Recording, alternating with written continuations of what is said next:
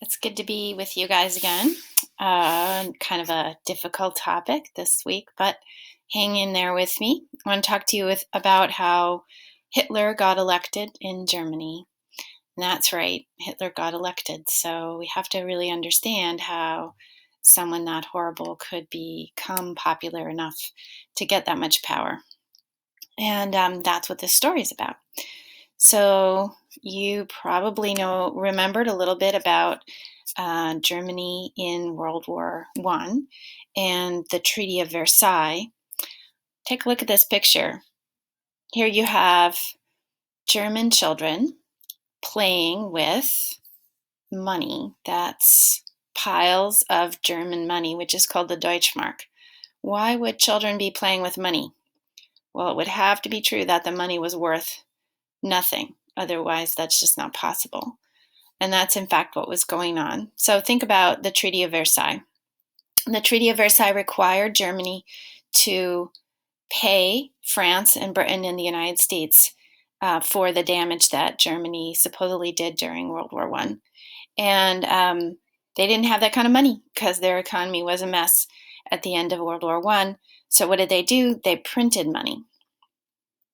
If you print a lot of money, and then you have a lot of money, when there's too much money compared to the things to be purchased, then money becomes less valuable. And that's inflation. When money is less valuable, prices are higher. So there was inflation in Germany, so much so that it made more sense to use your money for papering the walls of your house to keep the cold out than to use your money for buying things. It just wasn't worth anything. Inflation is a normal thing. So let's talk about that in a second. But the issue here is that the money wasn't worth anything, and the countries around the world knew that. So they said, Germany, you can't pay us in money anymore. You have to pay us with things. In this picture, you see tractors being exported from Germany to France and Britain to pay for the reparations. So if goods are leaving Germany to go pay for things, then there's not so much at home for people to use and buy. And if there's nothing for people to buy, then your money is worth less, which is also inflation. So prices go up on the few things that are available, and the money becomes worth less. Inflation is normal in any economy in the world. In the United States, we have inflation for the last 10 years, about an average of 2% a year. Think about that. That means that $1 at the beginning of the year, what you can buy with $1, at the end of the year, you need $1.02. That's not a big deal. 2% inflation doesn't hurt anybody.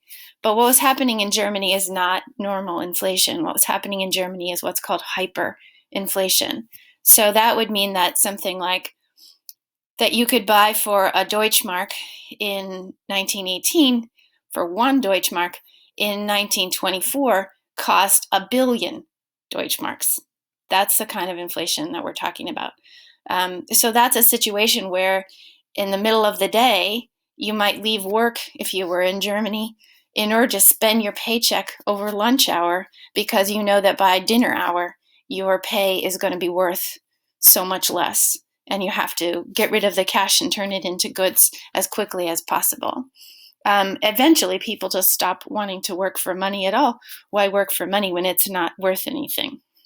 And then the economy really and truly completely crashes.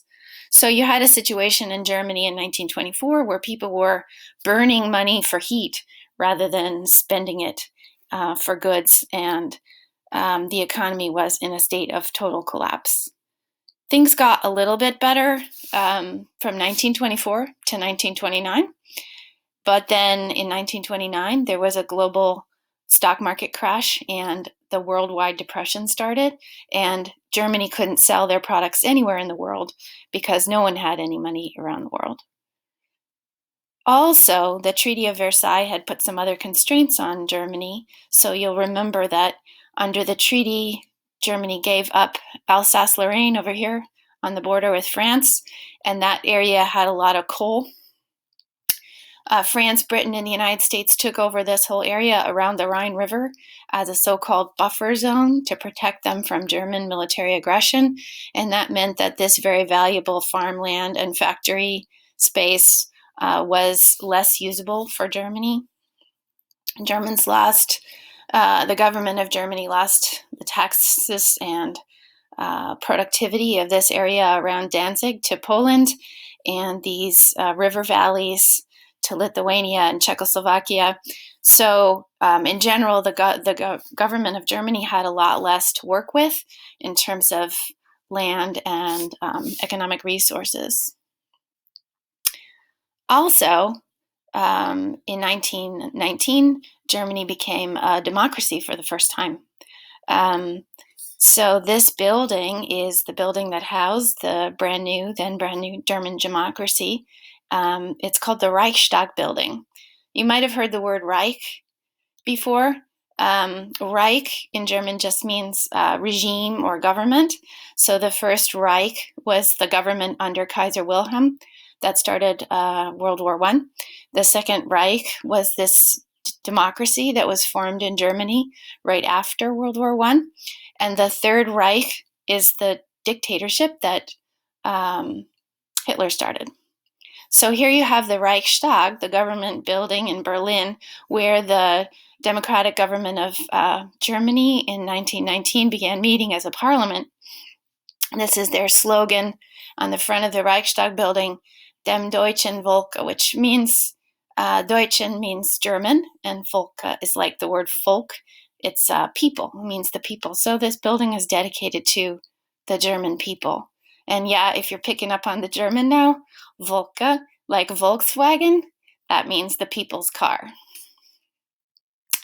So you can imagine that there were a lot of problems in Germany, and the German people expressed their concern about these problems by voting for a wide range of political parties and then protesting in front of the government building the problems that they felt they had and that the government needed to address. So here you see a Massen demonstration in front of the Reichstaggebäude in 1919, probably about inflation, the beginning of inflation, and other things that people wanted the political parties to address. One of the political parties that was running candidates for office in Germany was the National Socialist Party, or Nazi Party for short. And so that is the Nazi Party of Hitler. This political poster, you can see, uses the same kind of imagery that we saw in fascist Italy with the evil dad character, the strong and mean dad character, taking control over the rabble. And then you'll also notice the swastika, which is the symbol of the Nazi Party in the background. I want to say here that I'm showing you the swastika here because it's historical fact and you need to know it. But you should never, ever use the swastika outside of this context of this class. This isn't because of the millions and millions of victims of the Nazis. This symbol is very, very offensive and should not be used in any context other than this conversation about the exact historical facts. So there were a lot of different political parties in Germany, and by 1932, the most popular parties were the old leadership of the Kaiser, the kind of like wealthy elite from the old government, here represented by Papen, the Nazi Party or National Socialist Party. And I need to say something a little bit about the National Socialist word again. The national part referred to nationalism, that the party was nationalist, saying that Germans were better than all people around the world. The socialist part of the National Socialism was just a lie. The Nazi Party adopted the socialist word because they thought it would make them more popular with working people. They had absolutely no interest in socialism. There was, however, a communist party in Germany, which was very popular, and here you see them represented by the hammer and sickle, and there's the Nazi Party. And then these three arrows were the symbol of the Social Democratic Party, a sort of moderate, middle of the road political party. But because they were against fascism, against the Nazis, the three arrows symbol became a symbol of resistance against fascism. This is a picture from a couple years ago in Berkeley. These are anti-fascist demonstrators, Antifa, and they're using the three arrows symbol that goes all the way back to the Social Democratic Party in Germany. So the big political parties had different ideas about how to solve Germany's problems. The Communist Party, for example, said that the solution was to take factories and farmland from the rich, redistribute it to poor workers, and redistribute the profits so that everyone could have what they needed. The Social Democratic Party argued that they could maybe renegotiate the terms of the Treaty of Versailles with people around the world in order to get a better deal for Germany and help relieve the German people's suffering. Here you see some political posters for the 1932 election. So you had the Communist Party saying, we're going to stick with the treaty, but we're going to reorganize the wealth inside of Germany. You had the Social Democratic Party saying, let's try to renegotiate the treaty with France and Britain. But the Nazi Party was the only political party that was saying, look, what we should do is walk away from the Treaty of Versailles. We should just quit the rest of the world. Hitler argued, rebuild the army, take back the land, ignore the treaty entirely. So think a little bit. If you were a German person who was poor and suffering in 1932, which of these political parties would be interesting to you? If you guessed that communism and socialism and communism and the Nazi Party were popular, you're right. So the Social Democratic Party was steadily losing influence over the elections into 1932. The Communist Party was becoming more popular as people were interested in this idea of taking from the rich and giving to the poor. And the Nazi idea of getting out of the Treaty of Versailles was proving to be more and more popular every year. The trick is that in 1932, in the first election in 1932, the Nazis still, although they were the most popular party, they still did not have enough seats to actually control parliament and take over the management of the German government. And so the two other biggest parties were unable to form a coalition, so they had another election. And in that second election in 1932, the Nazi Party actually lost votes, lost seats in parliament, and the Communist Party was getting more popular. But nobody had a majority, and the Social Democrats and the Communists still could not form a coalition. So in late 1932, beginning of 1933,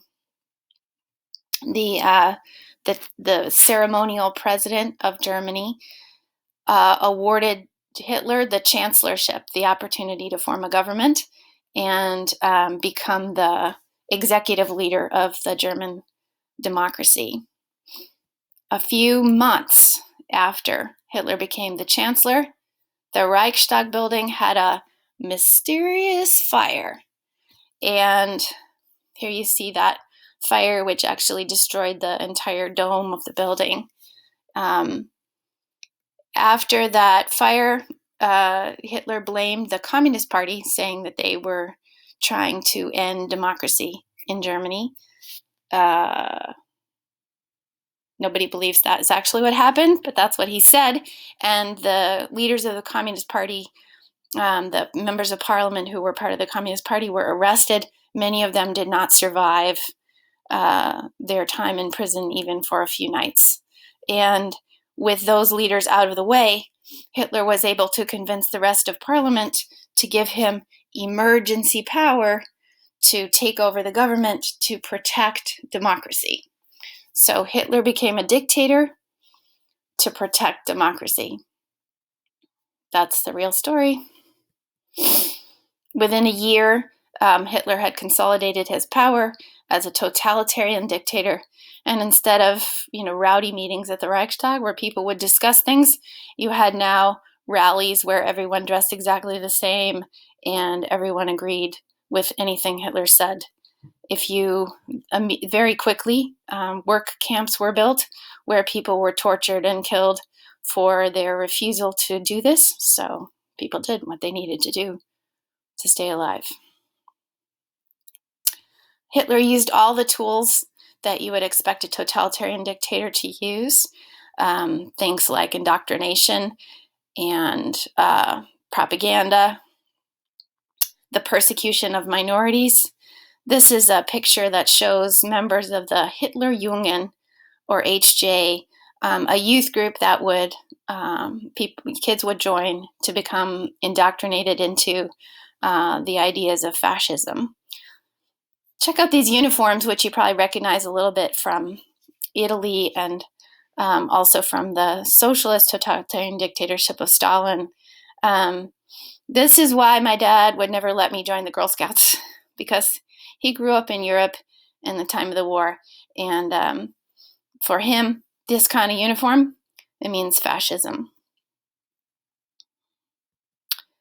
So another big part of the playbook, of course, is to discriminate against minority groups in order to pump up the other German people. It's the bully tactic, right? You beat up on somebody, and then that makes other people who aren't being beaten up comply with the leadership of the bully because they're afraid that violence might be turned against them. Hitler had no original ideas in the Department of Hate.